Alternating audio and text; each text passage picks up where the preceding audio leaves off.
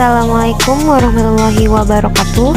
Perkenalkan, nama saya Intan Kamila dari Universitas Pancasakti.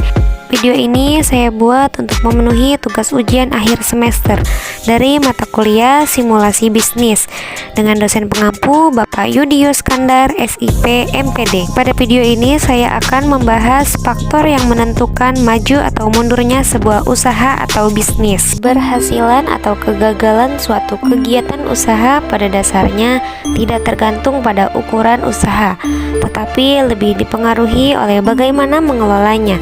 Besar kecilnya ukuran usaha tetapi lebih dipengaruhi oleh bagaimana mengelolanya menurut Suwarmawan. Berbicara mengenai bisnis adalah berbicara tentang segala sesuatu yang berhubungan dengan faktor-faktor yang mempengaruhi bisnis berjalan dengan baik, mulai ide bisnis itu sendiri dalam bidang apakah berbisnis akan dijalankan hingga penentuan lokasi usaha strategis yang akan dipilih. Berikut ini beberapa hal yang mempengaruhi keberhasilan atau kegagalan bisnis, diantaranya 1. Mental. Kegagalan bisnis sering terjadi ketika perusahaan mendapatkan masalah dan pengelola perusahaan memiliki mental rendah sehingga mereka hanya pasrah menghadapi masalah tersebut. Seharusnya walaupun perusahaan mengalami kemunduran, semua pengelola harus memiliki mental yang kuat agar tetap bisa berpikir positif dalam menghadapi masalah tersebut. 2. Pengetahuan bisnis sendiri.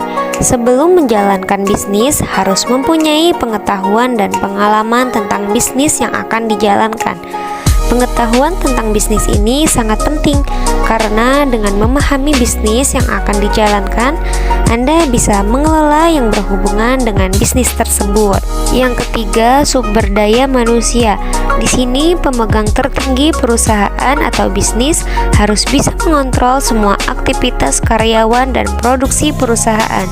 Semua hal yang berhubungan dengan perusahaan atau bisnis harus diperhatikan agar operasional dan administrasi bisa berjalan dengan baik. Kelalaian pemegang tertinggi perusahaan ini bisa menjadi kegagalan bisnis. 4. Modal. Modal merupakan hal penting bagi bisnis yang akan dibangun. Kadang kegagalan bisnis terjadi pada sedikitnya modal yang dimiliki. Bila modal cukup, bisnis bisa lebih maksimal dijalankan. Namun, bila modal dalam berbisnis tersebut kurang, tentu saja hal ini bisa menjadi penghalang bisnis Anda. Kelima, penjualan. Bisnis yang sukses dapat dilihat dari angka penjualannya. Semakin tinggi penjualannya, maka semakin tinggi pula labanya. Hal ini juga dapat menambah modal Anda. Pertambahan modal inilah yang bisa digunakan pengelola bisnis untuk mengembangkan usahanya. Yang keenam, perencanaan bisnis. Sebelum menjalankan bisnis, Anda harus bisa merencanakan bisnis yang akan Anda jalankan. Bagaimana Anda memulai bisnis tersebut dan mengembangkannya agar bisa menjadi perusahaan besar.